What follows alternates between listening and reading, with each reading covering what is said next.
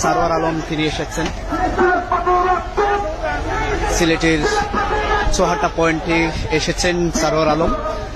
তিনি দীর্ঘক্ষণ পর তিনি এসেছেন এবং এখানে যে অনশন কর্মসূচি চলছে সেটি